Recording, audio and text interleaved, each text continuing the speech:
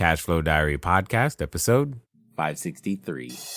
Welcome to yet another exciting episode of the Cashflow Diary Podcast, the podcast that teaches you insider tips, tactics, and strategies for creating leverage streams of cash flow into your life. Learn from top-performing entrepreneurs, business owners, investors, and thought leaders from across the globe as they share their secrets to success.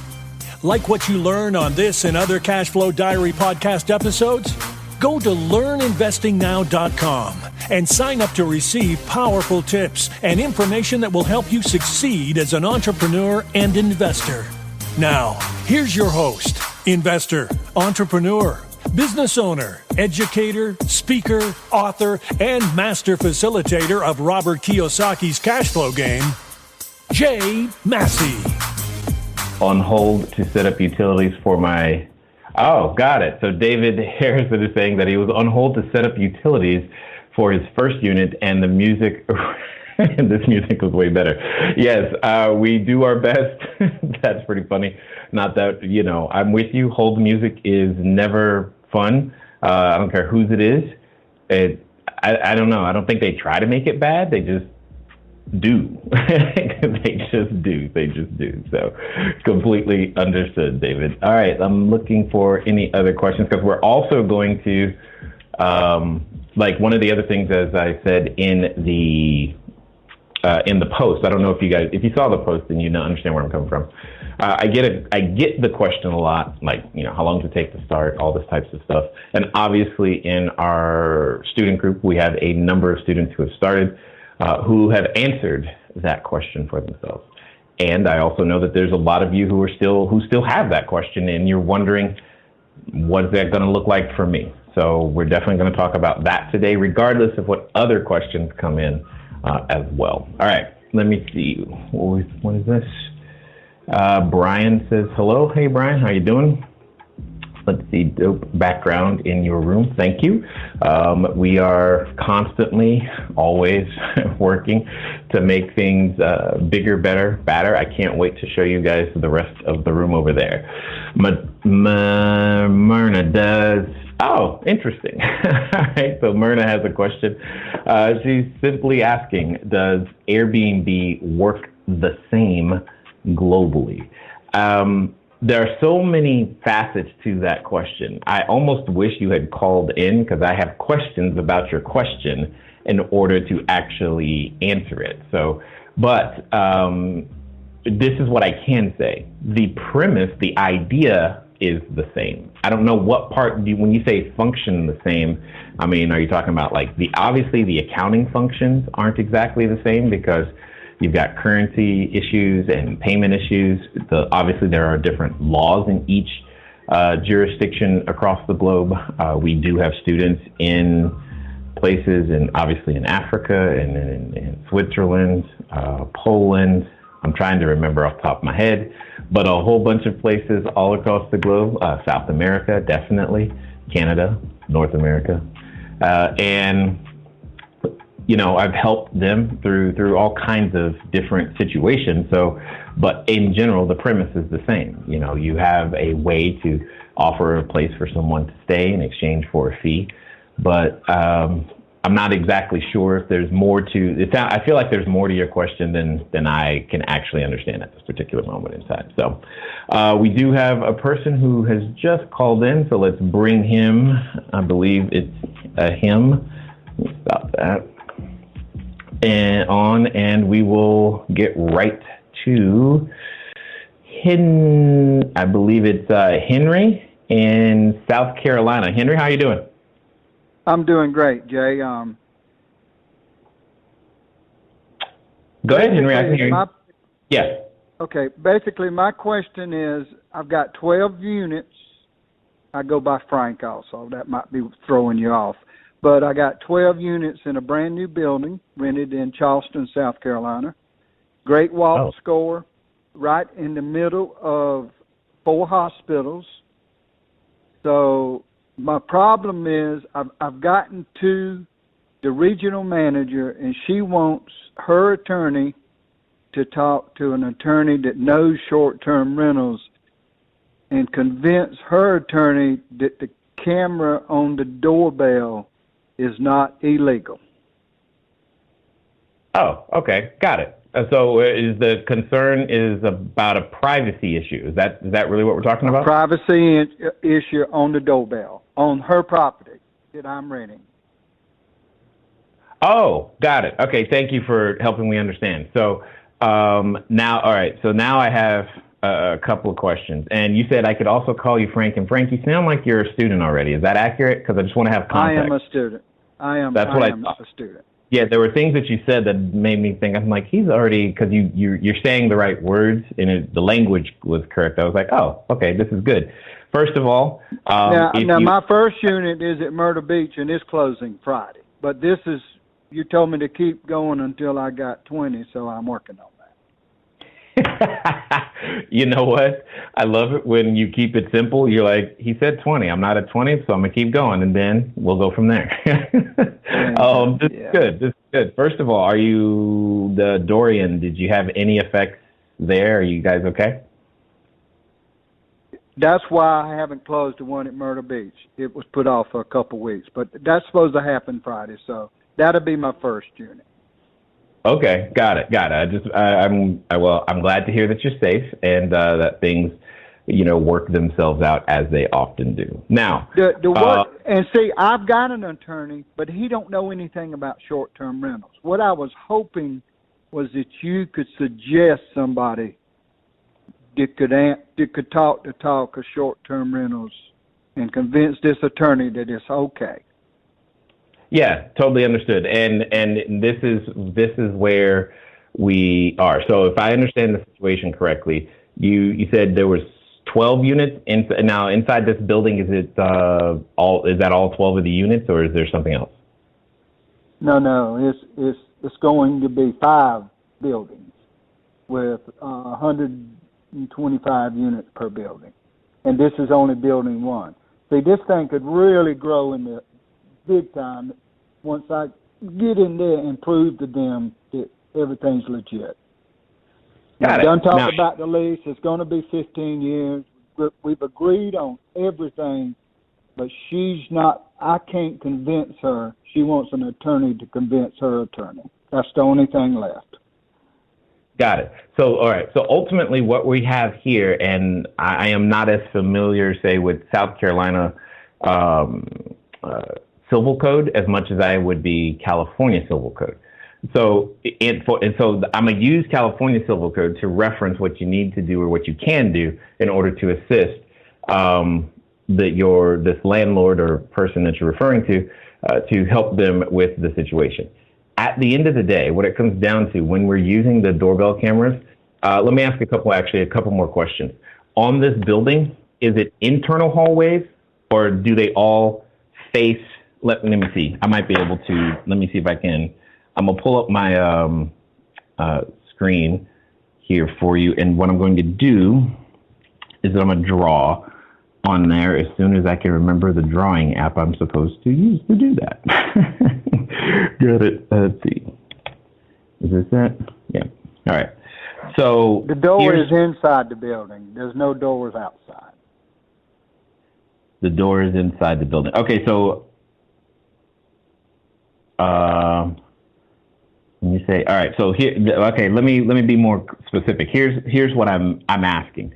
Is the building shaped like so, where you have, like, is it a U-shaped building? Is it a rectangular shaped building? Rectangular. Okay. So if it's a rectangular shaped building, like what you're seeing right now, then are the doors facing out like so? Or are the doors all internal facing each other like so? Okay. This particular unit, the doors go all the way down one hall, and it's just a hall. There's no doors looking across the hall. It's a blank wall, and they go all the way down the hall. So there's only doors on one side of the hall? One side of the hall, yes, sir. Well, that's interesting. Okay, I've never encountered this question in that particular setup. Okay, so that all right, good. So all right, Now then, they have cameras on the hall, but they're concerned about my camera. Yeah, and okay, so that's my. This is why I'm somewhat confused because they have cameras on the hall because the hall there is no expectation in the California law. It's written as if it's a space where there would be an expectation of privacy, which obviously the hall is not. Then there's literally no issue. There's not a privacy violation in any way, shape, or form as it pertains to the civil code. And what I would do is I would, again, look up the corresponding code for South Carolina so that you could then either go to an attorney and explain it to that person and then have that attorney talk to whomever her attorney is or a different landlord-tenant attorney, because ultimately you're only putting them in a private or in a public space, not any of the private spaces. Gotcha. That's what we would. Gotcha. Does that make sense? I understand their concern and use the civil code to your defense because it's for the same reason that they can put the security cameras in the hallway. All you're doing is adding, for all intents and purposes, another camera coming at a different angle. And the reason I was talking about the shape and how the hallways were structured previously was because my concern was you had hallway doors facing each other, which sometimes can become a challenge for a landlord. But if you don't have that, if you don't even have that going on, there's like nothing. There's literally nothing in your way because it's not like, because when you have offsetting doors, what happens is that one camera could potentially look into the other unit when the door is open. That is a potential, but again, not guaranteed. But you're saying there's only doors on one side of the hallway, so there should be no issue, and it should just. Now that wall on the opposite my door is the back wall of another unit. So there's another hall. If you go all the way to the other side of the building, there's another hall with the doors facing the same direction as my door, but it's two different hallways. These aren't cameras with X-ray vision or heat. You know, they're not thermal or anything. So you should be completely.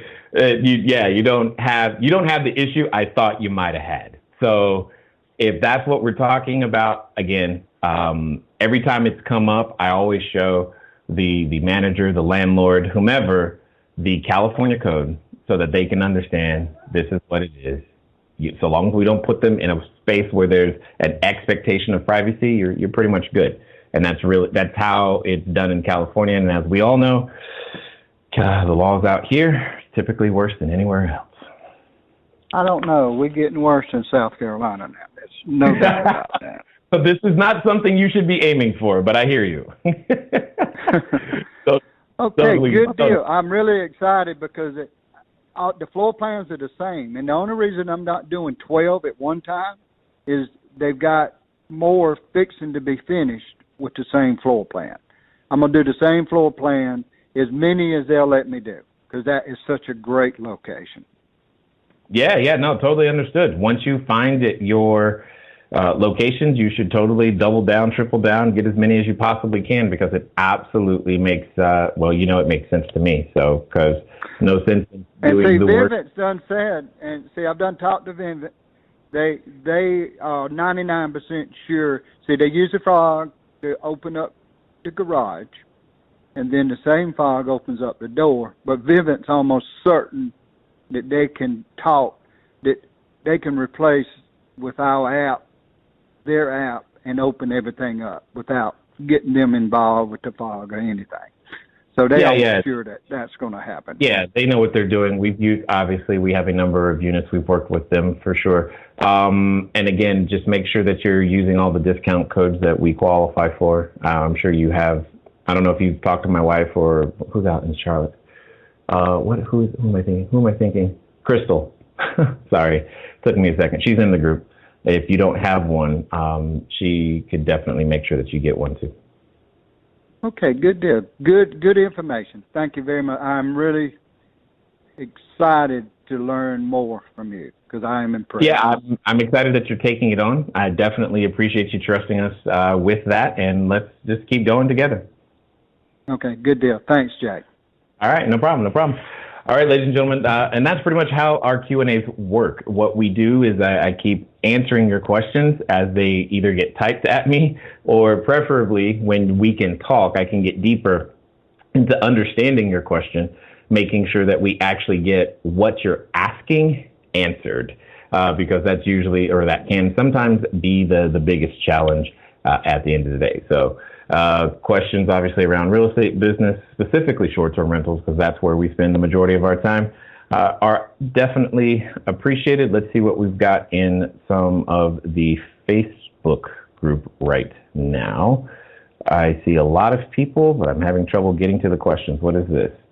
Laura Redmond Brown says, just getting started. I have some units planned to talk to Saturday after your training. Yes. For those of you who have recently started with us, hopefully you have already received your invitation.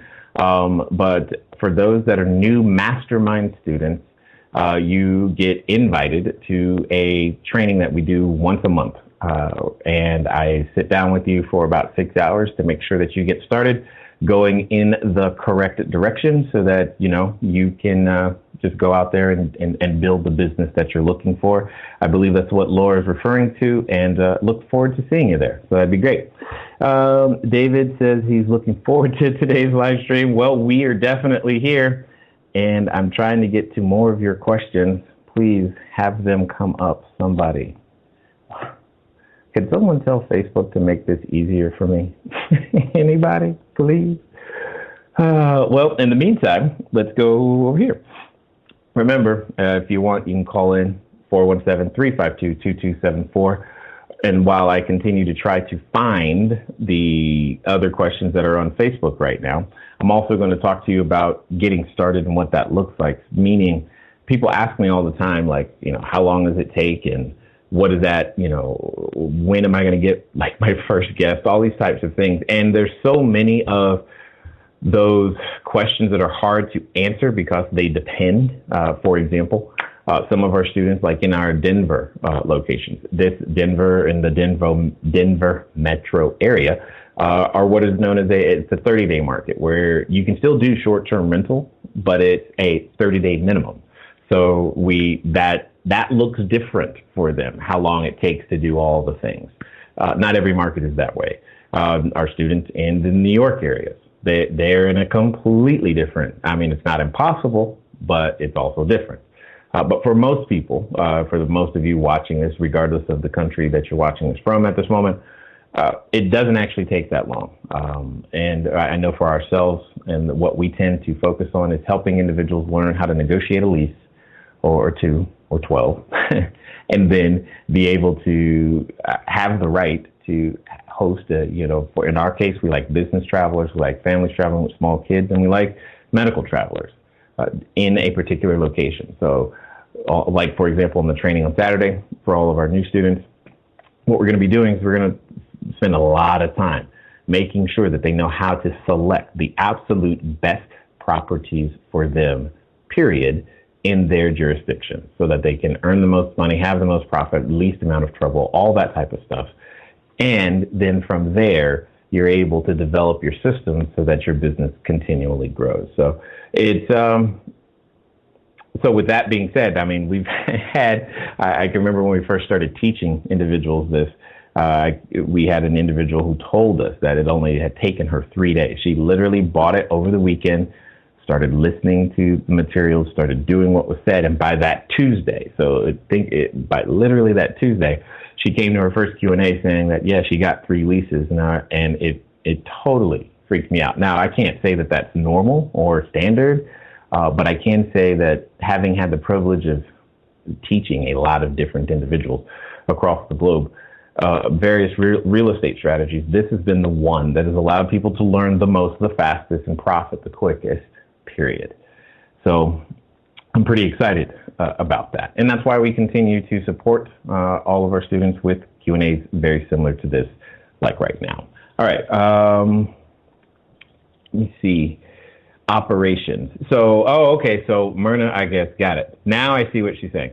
So what Myrna was referring to, she was asking, does, Airbnb work the same globally in terms of operations? So for the most part, yes, it is commonly done to where that especially when you're operating at scale, there's going to be your cleaning crews and the people who come in to help you, turn over and to do your facilities maintenance, etc. Now, there are some countries where the compensation for those individuals and how that part of your business is structured is different because they just have different labor laws.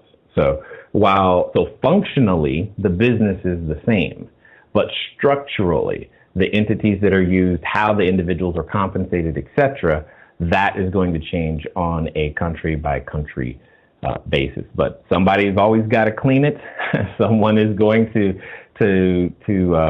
repair anything that gets broken. And depending on the country that we're talking about, like we'll take Thailand kind of comes to mind here because the labor rates relative to a U.S. labor rate are so different. You can often, in some cases, provide exceptionally better service simply because more humans can be involved. And one of the unique things that many individuals don't necessarily consider when it comes to this business model is I kind of think of it like we're an import-export business, if you will, because what we end up exporting is the experience of having, in my case, come to America, in other people's cases, whatever your country is. And you're bringing the income and the influence and the currency from outside of your region into that region. And there's often a favorable exchange rate, so if you travel to a place that has a favorable exchange rate, obviously, that can work to your favor, which is why, like I said, countries like Thailand or even the Philippines comes to mind because the exchange rates between our currencies are currently, they are what they are, as well as the standards of what is considered, quality of life, et cetera. So you have a number of those things when you're looking at it from a business standpoint to look at, because you can possibly provide better service, have more extra services beyond the room rate, et cetera, in order to make that happen. So. All right, everybody. Thanks for listening, and I'm glad that you are enjoying what you are hearing thus far. But here's one of the things that's really important. One of the most important things that you can do is get started. One of the things that I've said before, and I say again, once you get started, stay started. But more importantly, there can be lots of roadblocks to getting started. So what we're going to do is we're going to remove one of those roadblocks for you and make it a little bit easier. Because the thing that I don't want to stop you is thinking, do I need a local number? How about a long distance number? Or should it be 800? How on earth am I going to make that happen so that people can contact me as I'm out there building my business, making my cash flow grow? But most importantly, understanding that it doesn't have to be difficult. Many of you may know, but if you don't, there's a company out there by the name of Grasshopper. And what I want you to do is I want you to go over to trygrasshopper.com/cashflow diary. Grasshopper is the entrepreneur's phone system. It works like a traditional phone system, but requires no hardware to purchase, no software to install. It's just a number that flat works. So if you are out there building that distributed workforce across many different locations, it's a way for you to still go out there and make your number be unified, simple, easy to use, something we've been using for quite some time. So again, go over to trygrasshopper.com/cashflow diary. Now, let's get back to the rest of the story. Let me see. Robin, what is this? It says, we are in a situation where our doorbell camera can look into another unit. What do I need to be concerned about? Oh, got it. So you're referring to what I was talking about previously then. So when you want, well, let me see. That didn't work. So what I was referring to previously, now it depends here from a privacy standpoint. Let me show you what I'm talking about. So we're going to go there and there. This is what I am specifically referring to. So let's pretend, so right now, let me make this a little bit thicker. We're going to go with the black. So here's your hallway, right? You got your hallway, 1, 2. And then now we've got the doors. So we're going to say this red door, that's your unit. And I'm hoping that this blue door, when you say it's facing, what I'm hoping is that it is not that kind of direct. What I'm hoping specifically is that it's not this, but where the doors are offset. If the doors are offset, there's not much to be concerned with, etc., or to worry yourself about. But if the door isn't as offset as this, then someone could make us think. I've not had that happen, if I'm being transparent and honest. I've not had anyone say, like, that's going to be an issue for them in some way, shape, or form. But typically, when I'm going through my unit selection, I'm actually looking for ways to avoid this very situation that like this right here. This is exactly what I don't want. And I'm picking units to avoid that. So if I end up in this situation, I've requested other units. I've just not taken the unit. I just went to a different one and told them, because I just don't want to come close to there being any sort of an issue. Now, truth be told, I've not had anyone mention anything whatsoever. So again, I'm not expecting it to come up for you. I'm not expecting it to become an issue in any way, shape, or form. But if it is, it is a potential, because there is that brief moment when the other door is open where the camera can actually see in. Now, they would have to literally intentionally leave the door open. It's not like the camera's hidden. It's not like they don't know. So we tend to always have the stickers and the notifications so that people know that they're there. So it's not been an issue. That doesn't mean someone couldn't make it an issue at some point in the future. But hopefully that'll be something you won't ever have to deal with. But again, we're talking about people here. So, Ty, can you talk about your process of finding and training cleaners? Ooh, Ty, that's, I can, and I will. Give me 1 second, man. So he brings up a good point. He brings up, why are you bringing this to me? Okay, now take it back. Thank you. All right, so I forgot which camera. This one, got it. So the process of finding and cleaners. So you're bringing up something that's huge. That's because there's finding cleaners, getting the right cleaners. Yeah. I've been through a number of different cleaning companies, and here's how I think people should find them. It's not so much about interviewing as much as it is auditioning. All right. So here's one way to find a cleaner. All right. So here's probably the most ninja way I can think of to find a cleaner. What I'm going to tell you to do is that I want you to go make a reservation at a short-term rental in your area that is not run by you. Then, when checkout occurs, don't leave until the cleaners show up. Now, it's a little aggressive, I get you, and at the same time, you will have found a cleaner. Would you have not? A more gentle way of doing this exact same thing would be you could go to hire a cleaning service to audition them. So go to your handys.com, and probably the most reliable place, keywords here, reliable place, is to find a cleaner, in my opinion, across the globe, is an organization known as BNI, Business Networking International. Here's why. Because that organization, BNI, is referral based, meaning any individual who operates inside the structure of BNI understands that referrals and the quality of their service, that's going to determine their ability to be profitable with that organization, meaning it's a extra level of accountability. One of the things that's hard to find is reliability. You need a person who shows up on time, all the time, every time. So if you hire any cleaning crew to come to your house, do they show up on time?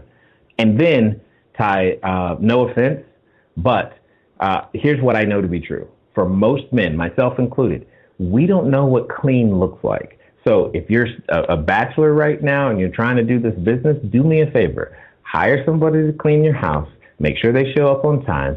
Find a female friend and ask her, please, hey, did they do a good job?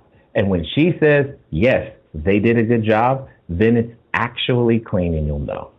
But you, as I've told many people, you're going to kiss a few frogs before you find your prince or princess who actually becomes the cleaning crew that you can begin to build around. I will also say that this is easier when you have multiple units. It's easier because you're able to offer more work. It's harder when you only have one unit or two units to find that reliable person who can come during your windows. But I'm with you 100%. All right, let me see if anyone else called in. I'm gonna look at where's that? All right, and call in number. Let me see what else we got.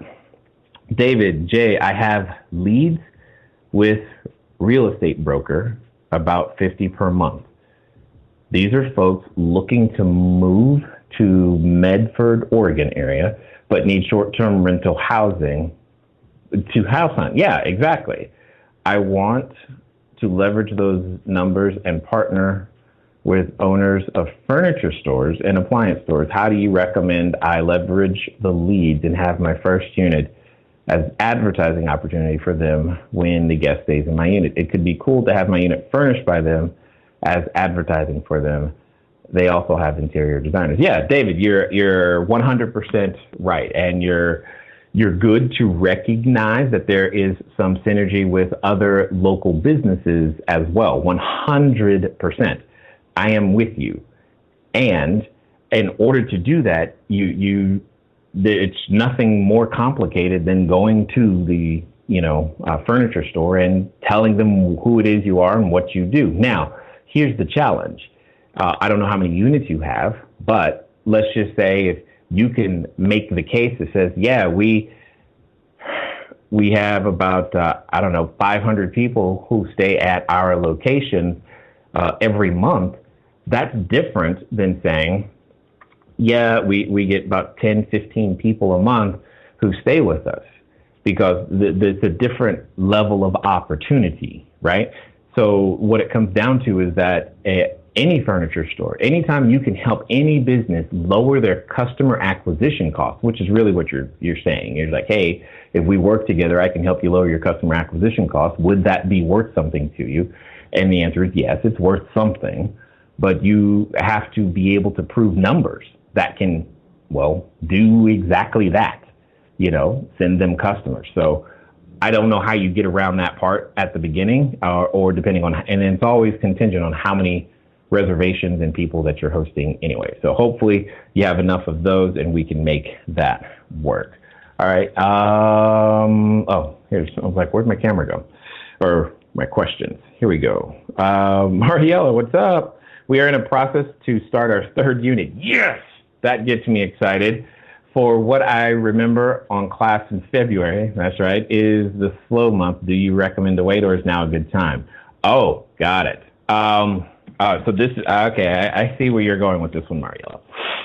This is also a question I get a fair amount, is when, quote unquote, is the good time to start a unit? And the answer is it's always a good time. And I'm not just saying that. And again, it's not like I make any money if you start a unit, what month you start a unit, and that has nothing to do with that.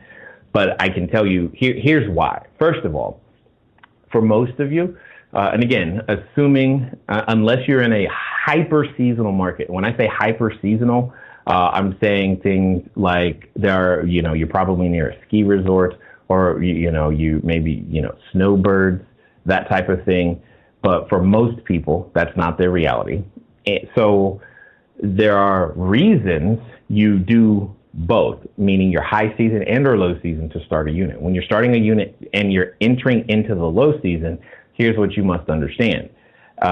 What you're really doing is you're building that profile so that in the high season, you'll have enough reviews to actually maximize as much of that earning potential as humanly possible, okay? However, the trade-off is you may need to just understand that your low season is going to be really low because you have no reviews and it's a new unit. Now, here's the also opposite of that, meaning that if you start in the high season, you have a potential to, you won't earn as much, but when you transition into low season, it also won't be as low simply because, again, you have those reviews.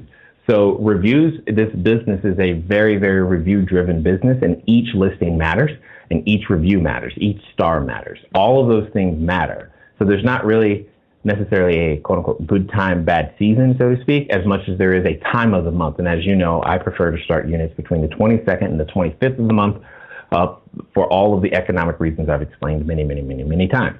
And so long as you do that, that's usually going to be a greater predictor of your stress levels than what time of the month. Now, if you are starting a unit, I can tell you a couple of things.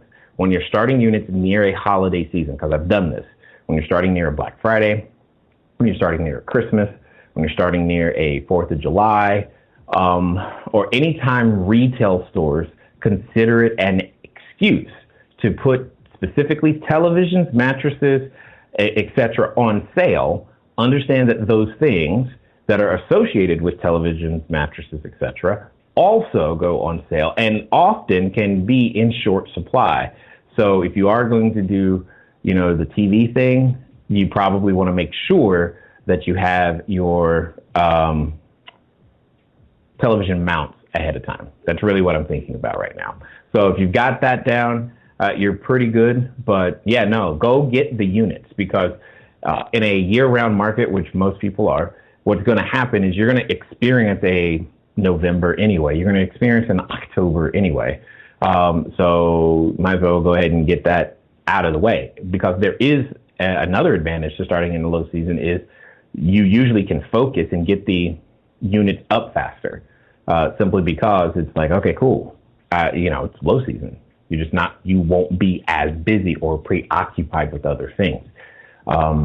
And long as you again, it's never a bad time to add more cash flow to the bottom line. So hopefully that helps and explains it as well. Let me see. We have a caller. Hold on 1 second. Let me switch. Hold on. Oh, no, I'm still playing the music. 1 second. Music is off, and I believe I'm now talking to Robin. How are you? Hey, Jay, how are you? I'm good, and yourself? Can you hear me? Good. I can. Good. Hey, so you already answered one of my questions. I saw you finally found it on the Facebook group about the cameras, and unfortunately, I didn't even think about it, and I'm on that situation where we're of that direct, like we're looking directly into the other door, and so I have one building like that. Now, who do you have control of the unit that is looking directly into? No, I don't. I have above it and below it, but I'm not directly into the other unit. Okay. First of all, the next unit I would go for is that one. Does that make sense? Yep. Mm-hmm. Okay. And if no one has, now do you have, sometimes when you're putting the camera out there or when the camera came, the install guy puts a sticker on there. Did that happen? Well, I haven't had the camera actually installed yet. Like we have a lease and our money comes in this week sometime. As soon as money hits, we're going to get the install in. So we haven't installed the camera yet, but we signed the lease and we're ready to go. Got it. Oh, hold on. Have you moved in yet? No, we haven't moved in yet. Then the simplest answer is to choose a different unit, is it not? We could. Well, I have 3 units that do this. They're on the 2nd, 3rd, and 4th floor that all look in there. So I guess could I go and ask them to transfer units? To say, hey, can we change our lease to a different one? Absolutely. But I think they're all, for this complex, I think they're all going to have the same situation. The same. I totally understood. And what I'm saying is now what you do is you get an even number of units and you control both sides of the hallway. Yeah. Because the person who's have an issue with it the most is a traditional tenant. Yes. Well, they don't know that we're going to be there yet. The traditional tenant doesn't know we're there yet. Does that make sense? Oh, they'll we know. just barely acquired them. They'll know soon. But They'll know. Yeah, what I'm saying is they will know. And because they will know, if you can control both sides of the hallway, that's just going to remove the challenge, period. Yeah. It's just going to remove it. Plus, what's really cool, oftentimes, because I have a building like this in Long Beach where they're all the same, but we control both sides. And what ends up happening is, say, for example, someone's going into your unit, we can also capture another angle of that exact same incident happening. Because I love it when people, because what this gets funny sometimes. What happens is that, you know how people try to obstruct the camera to say that, no one, it was just me. Well, I have another camera on the other side of the hallway that showed you, A, blocking the camera intentionally, and then B, 3 more people going in. So it actually ends up becoming a very, it helps you control and manage situations like that more. Yeah. And so you suggest we try to go transfer our lease to a different unit because we've already signed the leases on these 3 100%. units. Yeah, if you haven't moved in yet, that's if you can either transfer the lease transfer so that you can control both sides of the hallway. That's all I'm really saying. Okay. Control both sides of the hallway. I know I can't. I know the other ones are traditional tenants right now, and I can't. They're not available right now on the other side of the hall. Like none of those are available right now. And so I just need to go maybe there might be a different building I could move into in the same complex that I could maybe do that with, as I'm thinking. Yeah, that's fine. Anything is better than, I'm telling you, at some point, this is going to be, it has the potential to become an issue. So instead of rolling the dice, I'm saying address it now so that it's just never an issue and you can continue to build your business long-term and in peace. Does that make sense? Okay. Yeah, that makes perfect sense. My second question is because we already have 1 going and we're adding 4 units, maybe another 6 another 6 units. Like we just got funding for an additional 2 more units.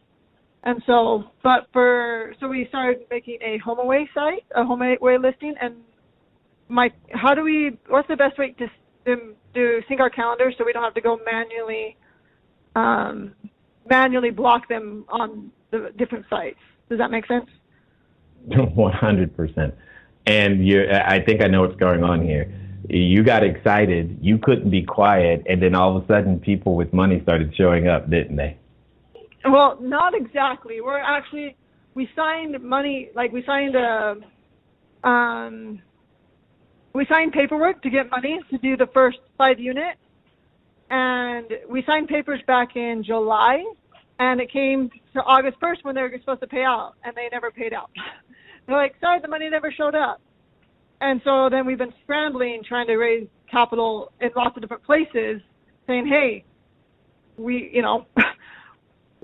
signed. And so we made a bunch of commitments, and so we've been out actively searching for capital to try to make up for this money that never came through that we already signed papers for and they signed papers for. So we're in a weird situation. Yeah, well, it sounds like you found it, and here's where I'm getting to be concerned because I'm starting to hear cracks. Those cracks are related to growing a little too fast because you're saying you have 1 unit in operation right now, right? Yeah. Mm-hmm. And you're trying to add how many more right now? Well, we're trying to add 4 more right now with the potential of 2 more after that. So okay, if all the and funding comes in, we can add the extra 2. But how many units would you have added? 6? Right now 5, potentially have up to 7. Yeah, okay, and that's what this is exactly my concern because the systems that you have to have on board change as you grow, and the first significant number where that change occurs is 5. Part of the reason you're having the challenge that you're having with HomeAway is because you're not yet at 5. Okay. Now, so let me ask, are you using Smart B&B? Yes. Okay, well, that's a good start. All right. All right, so here's what's going through my head. There's a way to use Smart B&B. It's in I know it's in the training, it's in the mastermind, or John Williams could probably help you set it up to make sure, but there's a sync feature that they came out with, which should allow your calendars to stay in sync so that you don't have some sort of a double booking. You should never be doing it manually because it's just too complicated. Does that make sense? Yeah, absolutely. Like, we don't want to do it manually. We just don't know. But so Smart B&B has a calendar feature in there to sync calendars? There is, and it's not going to be your long-term solution right now. Ultimately, you need to also have Logify working because you're going to have... Yeah, that's what I figured. Yeah, and that's... So what I'm trying to do is that I'm trying to help you through the challenge, but also say at the same time, you got to have all of this in place in order to be successful at not having what you're talking about happen. And that's going to be hard to do considering you've never done it, and you can't solely focus on it because you're also building 4 more, 5 more units simultaneously. Does that make sense? Yeah, absolutely. And by the way, the holidays are coming, so have fun with that. Yeah. I'm half messing with you, but I get it, because I did the same thing. So I'm just telling you what's there. Keep your questions in the Facebook group, please. We'll be there to support you, but I'm telling you, you're in for a rough ride because that's hard to do. What you're asking to do, you're asking to bring a significant number of units on, and it's not that it's bringing them on is hard, it's that you've never done that many units simultaneously at once and integrated them. You're not even just integrating them into a system. You're also building that system that you have never built before simultaneously to operate across multiple platforms, which also means all of your SOPs, not only for your cleaning crew, but for your facilities maintenance, probably aren't as built out as we've designed in the mastermind yet either. So you remember inside the mastermind, I showed you the dashboard where it has the list of how to build a process and what you need to be going through. You need to be on top of it like yesterday. Okay. All right. Not to overwhelm you, but I'm just shooting you straight because. No, that's why I called in. Like, I've been trying to when we're adding somebody, my husband quit his job, so I need to have some sort of income. So we're kind of going full board right now. So. Got it. Now I understand. Now it all just clicked and made sense. Yeah. Got it. Yeah, like that's the only reason why we're doing full board. We want to list it as many places as possible because I'd like an income. So that's why we're going a little bit crazy. Good. I've gotten used to it too. I completely understand. You have 14-hour days in your future for at least 30 days. Oh, absolutely. We've been going crazy. So, okay. Well, thanks so much for your time, Jay. No problem. That's what we do. So, ladies and gentlemen, as you can see, this is pretty much how we operate around here, trying to just help as many people as humanly possible. I see another call. I will get to you in just a second. I want to make sure, though, that I don't have any. Okay, I don't see any more questions in the Facebook group at the moment. And let's see, who do we have here? Looks like I am now talking to Shelly in Colorado, or you're buying property in Colorado? No, I'm in Colorado. Oh, okay. Excellent. Hi, how are you? I'm great. Good. So I live in Boulder, Denver area where the 30-day plus is the best strategy. But I have an opportunity to get a property up in the mountains in ski country, USA. So it's a 2-bedroom, 2-bath, $2,000 a month. And I mentioned it to the neighbor who's a real estate agent, and he, shot it down. You're not going to get $24,000 a year to cash flow on that property. So now I'm freaked out a little because it would be my first property, and it is an hour and a half away from where I live, but it's where I used to live, and I know people there. I have contractors and cleaners and all the people that I would need, and I just would like to hear your comments about that as my first place in an area where there's definite high and low seasons. As soon as skiing ends, April 15th, it gets quiet till June 1st, and then again in October and November, it's pretty quiet until skiing starts again. Okay, hold on. Say the seasons for me. You said it's April 15th to June 15th is quiet. To June 1st, and then October through November into early December or even mid-December. So December 15th would probably be when it really picks up again. So October 1 to December 15 is what you're saying? That's what I'm saying. Okay, so that's 75, 24. So you've got 275 days. So you have 150 days a year is what you're saying, or so, where you are assuming it's going to be dead. Totally understood. Got it. And you've talked with, you said a realtor? Yeah, a real estate agent who doesn't have any short-term rentals, but he has been there for like 5 years learning the system of the mountains.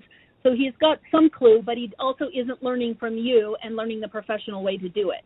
So I don't want to just believe his point of view and go, oh, I can't do that, when in fact maybe I can, because he doesn't know we have the other ways of charging for late and for this and for that, and, you know, upgrading ourselves. Okay, you said how much experience do you have running the short-term rental model? How much do I? No, him, the realtor, this none. person. He has none. He doesn't own any rentals or have any short-term rentals. Does he operate short-term rentals on behalf of customers? No, he does not.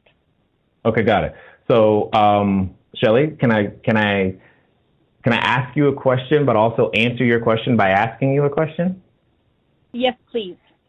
Okay. So, not to be overly dramatic, but let me ask you this. Let's pretend for a moment that you had cancer. Just for a moment. And now what you do is you decide that, you know what I'm going to do? I'm going to go talk to an airline pilot for his opinion on what I should do about cancer. Does that make any sense? Thank you. I got the answer. Thank you.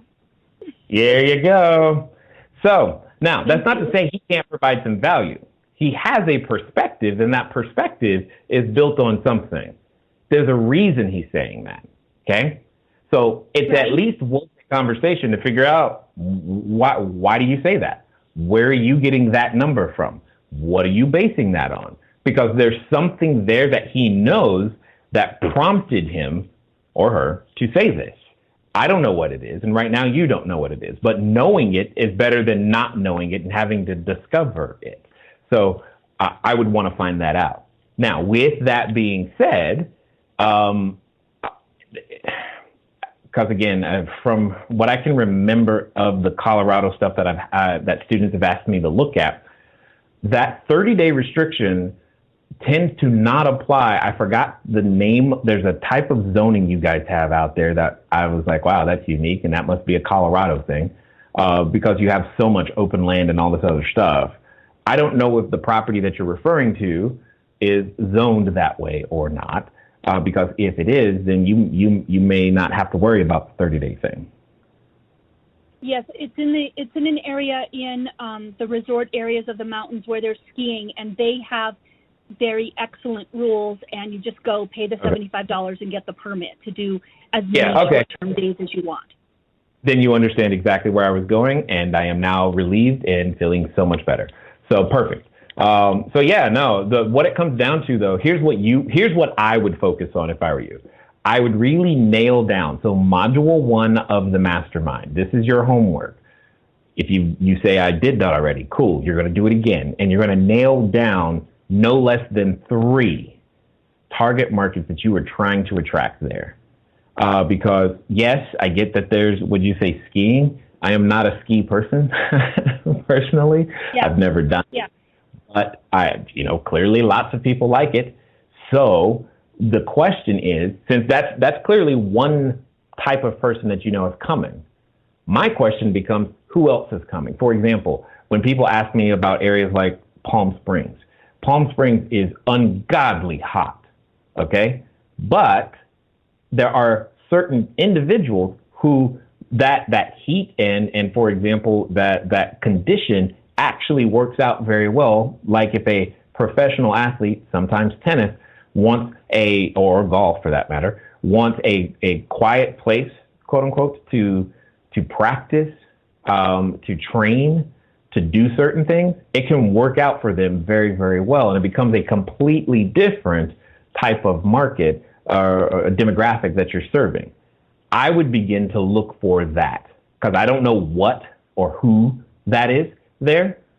My suspicion, though, is that there is that there. And I would find, like I said, at least 3 because I would put money on not only can you do better than the 24,000, but you'll probably be able to recoup a lot of those down, what you're currently considering to be down days, if you focus on some of the other demographics or choosing other types of people to serve. Fantastic. Cool. Yeah. So you good? That's great. Yeah. That's excellent. Exactly what I was thinking, and I appreciate hearing it from you. Thank you. Well, I just try to have a little bit more experience than the average realtor with what I do before I say anything about anything. So don't ask me about cancer because I don't know anything about what to do about it because I'm not qualified there. Well, and because it's my first one, I think I'm just extra super hesitant, and I just want to be so freaking smart and have it all figured out in advance and all of that. So I'm just really going slow and like a turtle getting into this whole business. And so cool. But have you ever heard the phrase? Have you ever heard the phrase that no battle plan survives first contact with the enemy? No, I haven't, but that's a good one. And my point is simply, I don't care how much you put on paper, how long you spend investing, thinking, okay, now I'm ready. You ain't.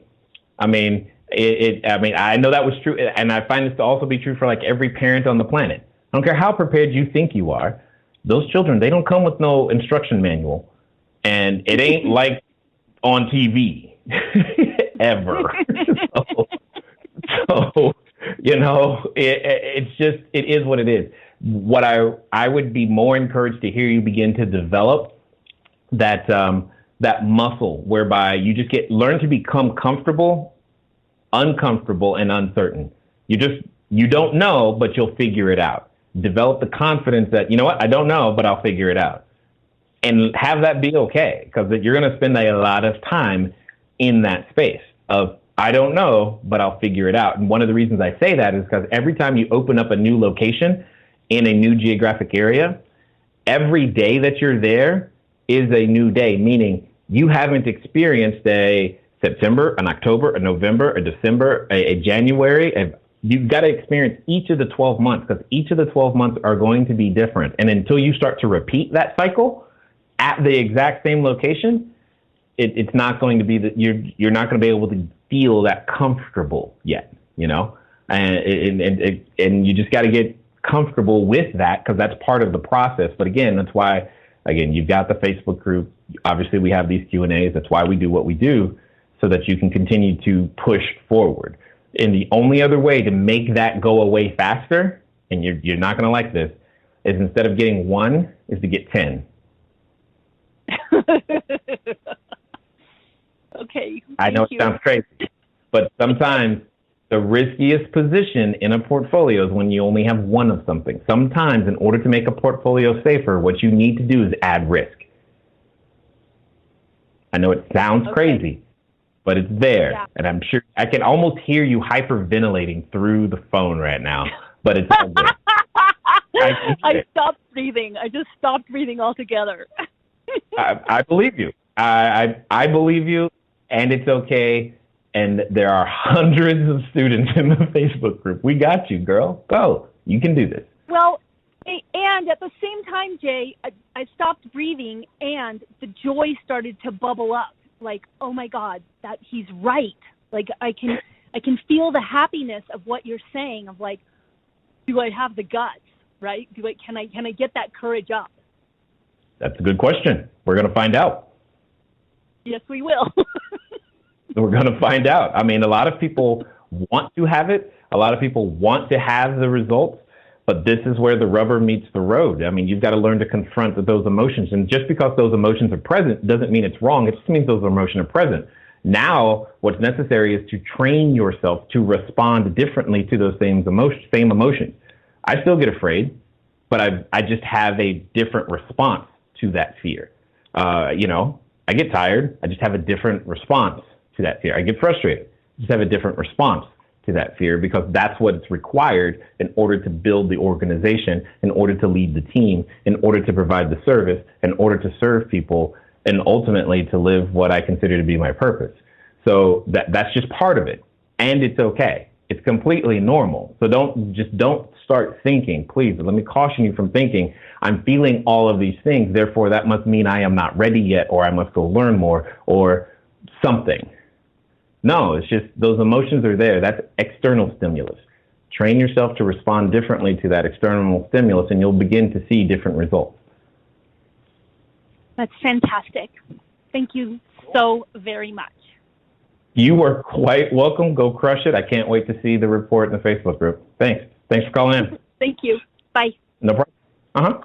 All right, we've got time for a few more questions. I see one more caller already here. Let me check the Facebook group. Why is it? Oh, come on now. Don't do this again. I just got it working. At least I thought I had it working. All right, what's this? I see lots of comments. There it is.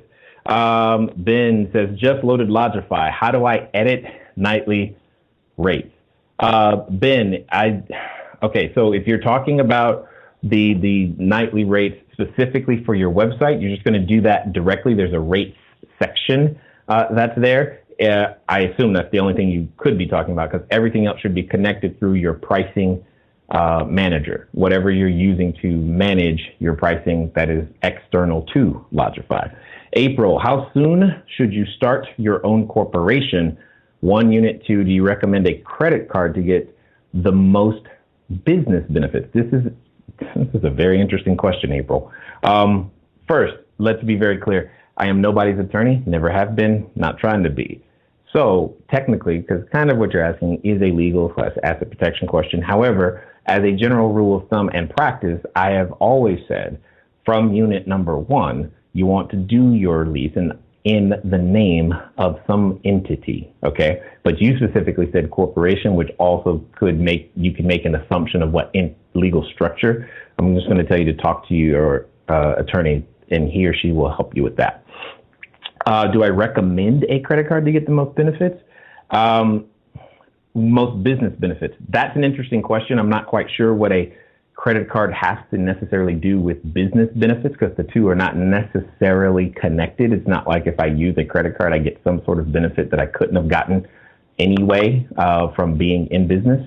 So that really, that's interesting to me. Now, if you have one of these credit cards that has like points and all this other stuff, absolutely, girlfriend, knock yourself out.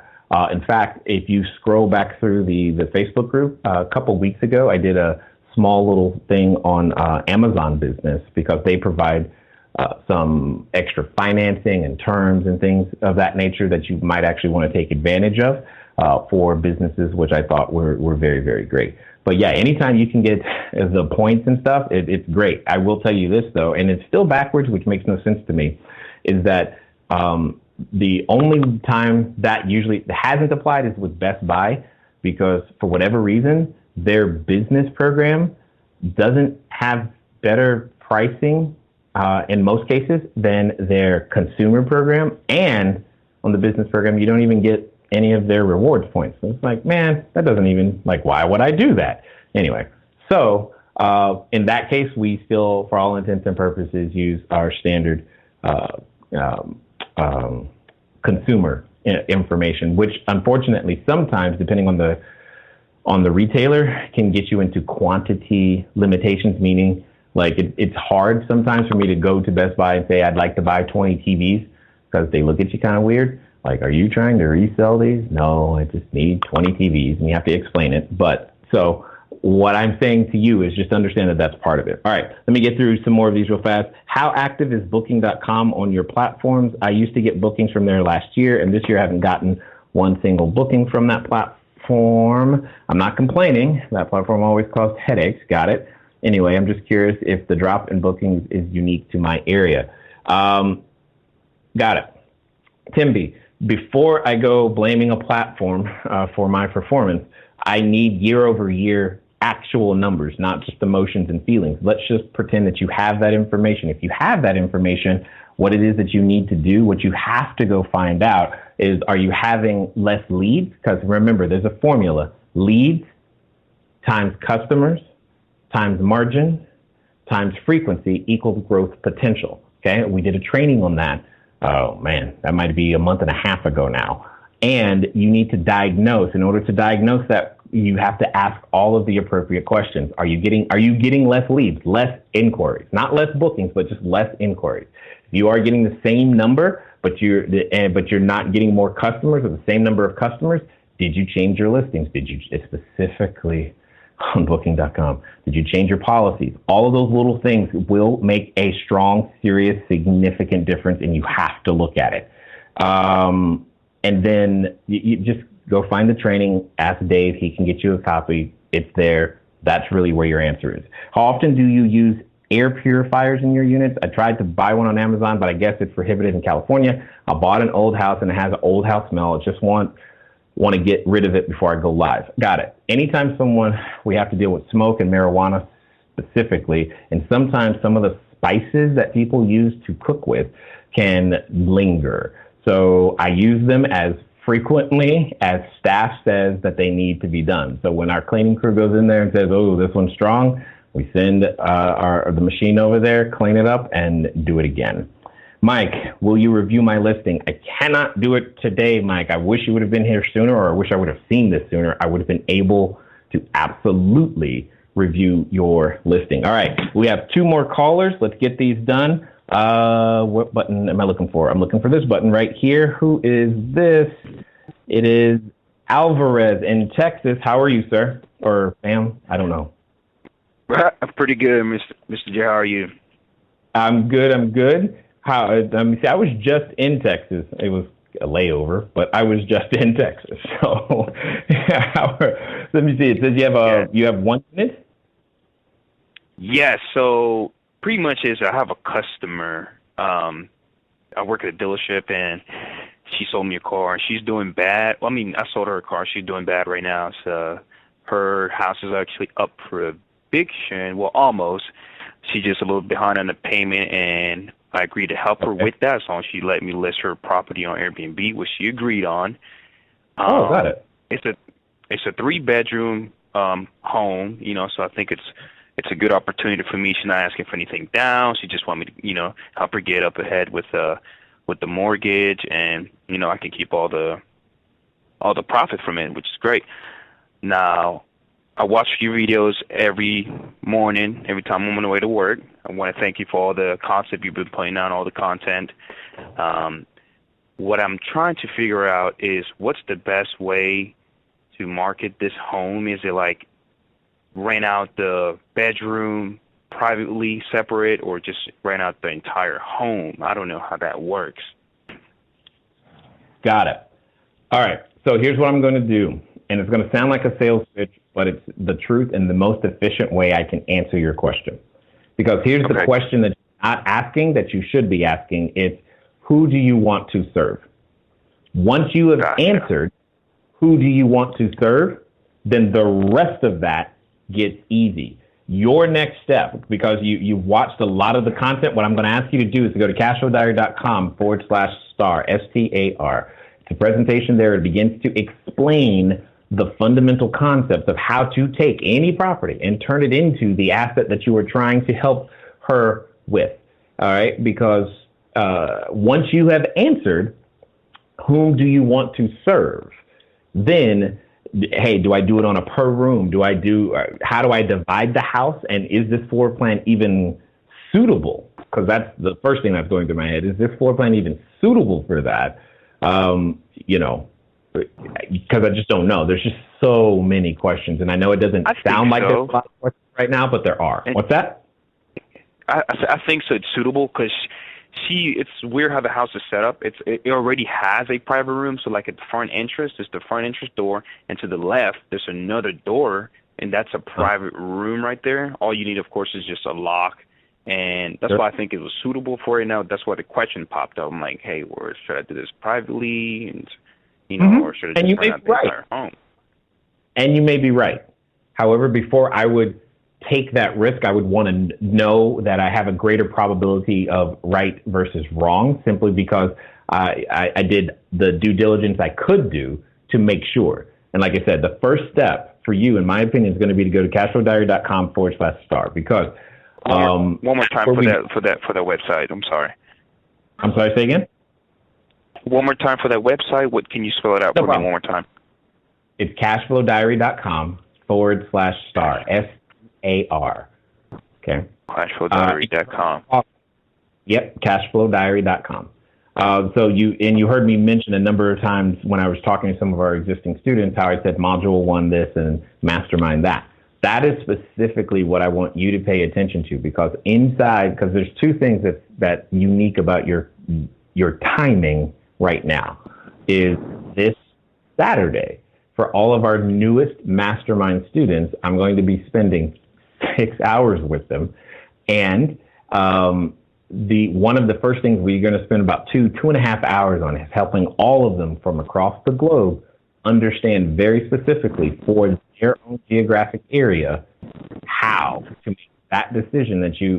We literally have a worksheet that breaks it down so that not only am I serving the right person, but I'm choosing the right floor plan in the right zip code all the way down to the street, just to make sure that I've given myself the highest probability of success. And that's the challenge. It's literally 3 worksheets is the answer to your question. And obviously we don't have that kind of time right now. Okay. Well, perfect. I think that's it for me. I know you got a lot of stuff to do. So, anybody ever told you sound like Jim Rohn? Say what? Anybody ever told you sound like Jim Rohn? Wow. I take that as an awesome compliment. And no, I'm assuming you mean the language that I'm using, not my voice. I think both, really. Really? Wow. No one has ever said Jim Rohn. Wow. Not at all. Not at all. I have studied his materials for sure, though. But man, that's awesome. Exactly. I listen to him like at least once or twice a week, so that's why, your voice sounded just like him. I'm like, man, you sound like Jim Rohn. I do my best to learn from people who have been there, who have done that, and who can help people make transformation. And he has definitely done that.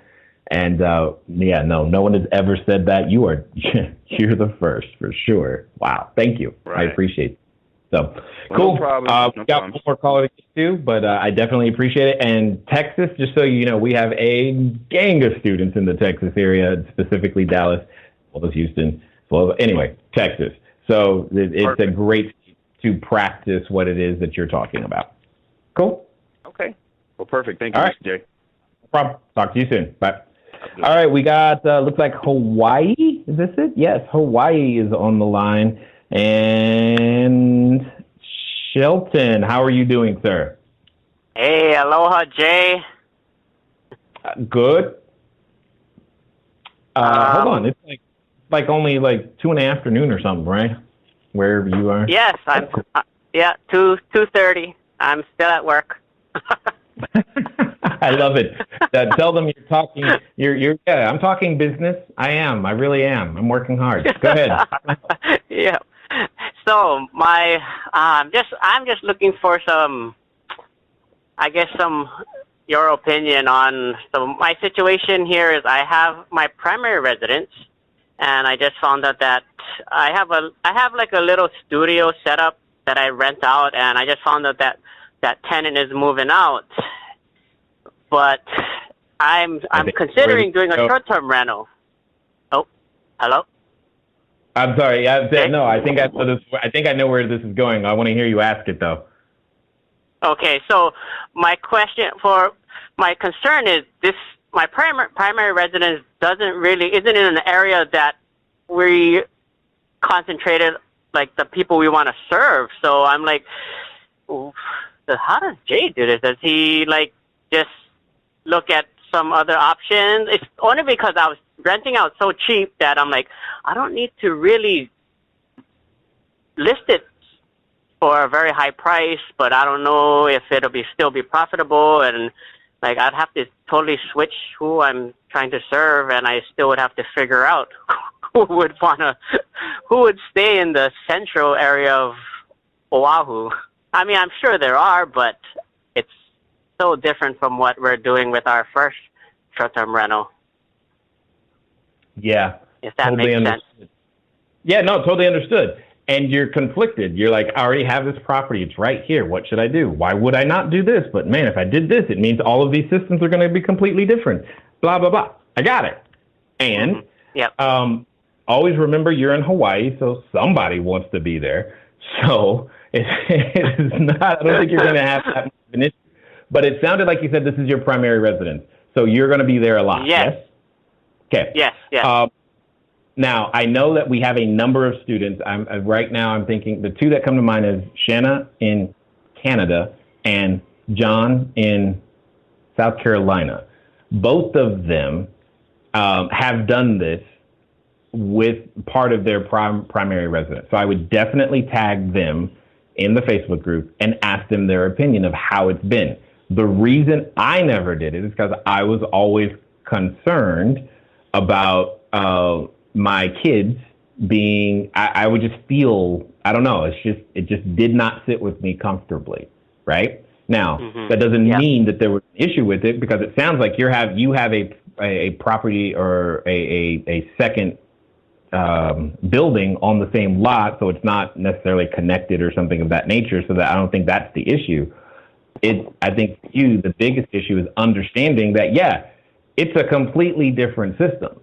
And fundamentally, ever since I've been in the real estate game, from property number one, I made the decision I never, ever, ever wanted to be in a position in which the tenants could know I was the landlord.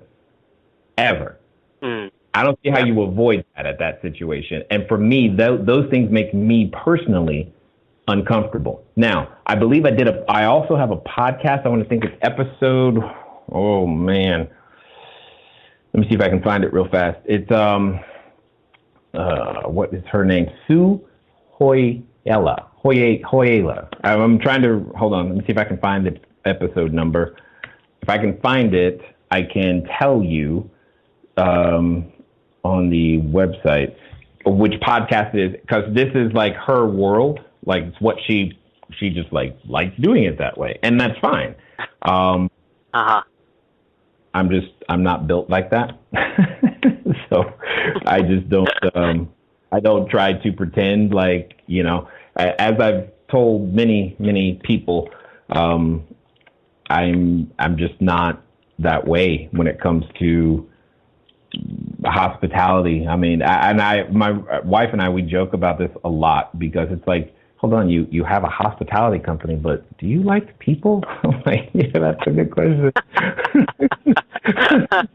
Very funny. Ha, ha, ha. Yeah. Episode 320. Episode 320 of the podcast. Is where I was having that conversation with Sue. But yeah, that's definitely something I would think more about, that, because getting the systems and finding the cleaning crew and all that other stuff. Well, the cleaning crew could pretty much be the same. Some of your equipment is probably going to be different, meaning I don't know if you can put a king size bed in there or not. And you may have some of those things, but if you can get comfortable with that, because it sounds like you kind of reasonably are already, because you've already rented it out, then I don't see why not. I honestly don't see why not. Because, like you said, it's not going to cost you much to break even. So what you're really saying is, Jay, I have a unique opportunity to make a significant amount of profit for my family. Should I take it? Yeah. So, and the thing was, I'm like, well, if if we can try it, if it doesn't work, then, we'll just go back and do a long-term rental. So that's what I'm kind of looking at it. Mm-hmm. You in Hawaii, bro, it's going to work. The question is, are you comfortable with it? Really talk to your wife, talk to your kids. Are they comfortable? Yeah. If they're comfortable, it's not an if situation. You in Hawaii, there isn't a person watching right now who wouldn't take a ticket to Hawaii right now. Not one. And even if they don't go themselves, they'll take the ticket and sell it to somebody else so they can actually go where they want to go. Somebody wants to come to Hawaii, bro. So it's so not an issue. So not an issue. Okay. Okay? I hear you, but it's not an issue. It just really isn't. So. All right. I got it. Cool? I got it. Yeah. Okay. Right on. Thanks, man. Jay. And then also one more thing. The only thing that's junk about Hawaii is Amazon shipping. We don't get all the perks like everybody in the mainland gets. Yeah, and you know what? Bed. Mm-hmm. Oh, how much? So the bed that Ladaro them posted, they won't even ship it to Hawaii. I'm like, are you for real? Yeah.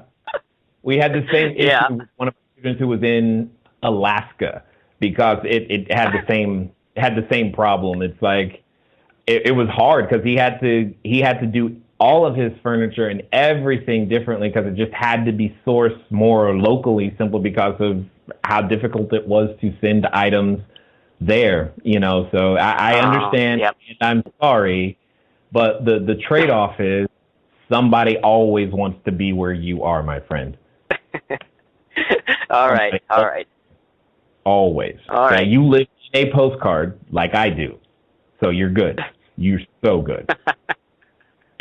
Okay, right on. Thanks, Jay. No problem. I'll talk to you later. All cool, right, ladies. I'm going to check the Facebook group one more time, see if we have any more questions. I don't know that we do, and I will do my best to, let me see, how active? No, we answered that one. We got the air purifiers. We did that one. Mariella says, Jay, this Saturday is in person or live Facebook. I have a person who wants to join the group. Got it. Mariella, for all of the new students, what happens is that after they go through the cashflowdiary.com/star presentation, it'll give them an offer for the blueprint and the mastermind. So they have to purchase both. And then what'll happen is that customer service will reach out to them directly and give them a special invite. For this particular training, we actually use Zoom. So it's online. So I'm there live, but it is still online because the people are from all over the place.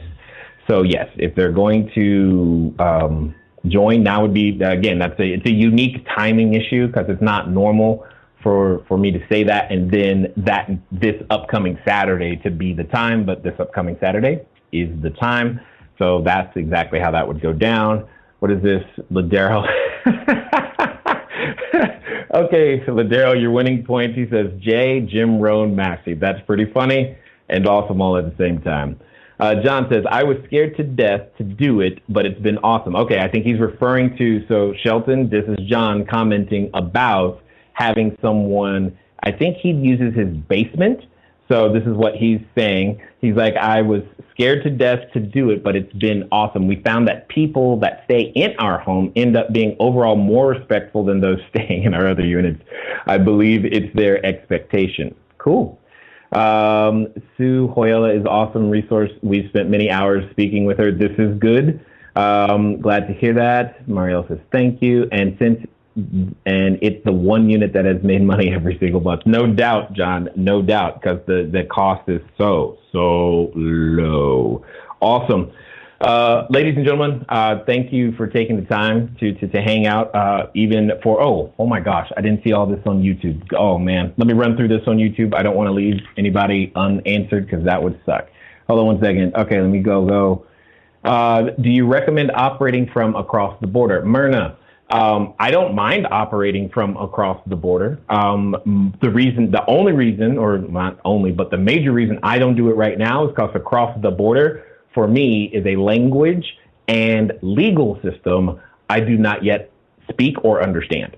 I don't speak the language, and I don't understand the legal system. Now, Canada is the other border I could think of that could work, because I do kind of understand their legal system, and while I don't speak French, many of them do speak English, so that could work out for sure. But that's really the big thing. In fact, one of the reasons I started and even got interested in short-term rentals was because I was wanting international real estate, period. This was the play. This is the play to make that happen, whether that be a hotel or a villa or whatever you want to call them. So Crystal says, hi from Utah. How are you? Another question. Is it, okay, Alvarez, you've already asked that. What is this? It says, hey, Jay, how would you approach a private money lender to invest in your short-term rental when you're just starting up? That's an interesting question. I have a very, very long answer to that, but I can tell you, and is it Sumayata? I'm guessing. I'm sorry. If I messed it up, I apologize. The first thing that came to my mind is if you're a student, there's a module specifically on financing and giving you some deal structures, but I'm going to assume you're not a student yet. So I'm going to refer you to a podcast episode that I recently did, in fact, that covers this very topic. So give me 1 second. I'm going to give you the episode number, Cashflow Diary, because this question, believe it or not, is another question that I get a lot. Oh, have we not published this one yet? There it is. Number 548, episode 548. It's the slicing pie model of funding your company. That is the title, Cashflow Diary podcast, episode 548. We go into that in detail. So that should hopefully help you. And if not, come back and ask more questions. All right. Let me see. Do you recommend those 10 units in the same building as opposed to a newly acquiring one within the same year? I'm an apartment person by nature. So I prefer economies of scale, being able to function and build systems in close clusters. So yes, I prefer them to be in the same building, especially if those 10 units can even be, a significant portion of the entire unit at that particular complex. Let me see. Let's see. I'm a mastermind student, but I haven't gotten started as yet. How do I access the 6-hour training this Saturday? Lisa, if you are a new student, just send a message to info@cashflowdiary.com. They will confirm your enrollment, and they should be able to get you the information for this Saturday. Let's see. Let me see. What is this one that says, I just got here. Can someone tell me how soon can you start an Airbnb if the answer to that already? Got it. So I did, Chuck. And when you say how soon, I'm going to change that, because when you say how soon, I'm going to say today. But I think what you're really saying is like, how fast can I get it up and running? And that's going to come down to a function of systems and understanding. Now, the system that our students use and that we've trained people to use, you can go from lease signing to operation in about 72 hours or less, okay? Depending on the number of units and, et cetera. But if you're in position and you are prepared and you've got everything that we've said, it can be 72 hours. So, and we've done that many, many, many, many, many times. So it doesn't have to take long. But I think that's the question you're actually asking. So, and sometimes, and again, I've heard of people taking 2, 3, 4 weeks to get it done, because that happens too when you don't know what you don't know. So, the answer was now, exactly. Let's see. Lisa, another question here. It says, what are your thoughts on obtaining a real estate license to assist in doing short-term rentals, as well as having it to earn money selling houses? Got it. It's fine. except I prefer to stay focused on one thing, drive it deep before I go wide, right? So because you don't need a real estate license to do short-term rentals, unless for some reason you're going to be managing them on behalf of someone else, which is not something we necessarily talk about or teach. That's not to say some of our students don't do that. So you don't need it. So it's hard for me to understand how a real estate license, quote unquote, assists you in doing short-term rentals. Now, if you're just doing it because if you want to have a way to sell houses in real estate, okay, cool, that's fine. But that's why I said it's just two different things. So I don't think you need one to do the other. And they're not necessarily as easily complementary in this particular case. Now, that's not to say that there aren't people doing it, but if they are doing it, it's fundamentally because they don't have a lead generation system, and they're hoping by having a real estate license that's going to magically show up. When truly the answer is become a better entrepreneur, learn to generate your lead, and you won't need it. Hopefully that makes sense. All right, man, a lot of questions over here that I just totally missed. Crystal says, I agree. I have an apartment. I do short-term in my primate and have enjoyed it. Okay, so that's good. And I think I'm getting to the end. What are your thoughts about obtaining? Oh, no, I've already answered that one. So, okay, this is good. And Peter is saying exactly what is true. It's now o'clock. It's now o'clock because that's definitely the time to make things happen in. So, ladies and gentlemen, I apologize for going longer than we normally go. So hopefully that actually isn't a bad thing. But in case it was for you, I'm sorry. And at the same time, I just want to make sure that we do everything that we can to assist anyone and everyone who is willing to go out there, make something happen for themselves and their family, and to build that business. So hopefully for those of you that are new students, I'll see you guys on Saturday. One more time, if you still want to join them, you can go to cashflowdiary.com/star. Make sure that you take advantage of the blueprint and the mastermind. Then you'll be invited for this Saturday's training for the 6 hours as well. And at the end of the day, if you don't do this, please do something. It's been fun talking to you guys today. I look forward to talking to you soon. Until next time.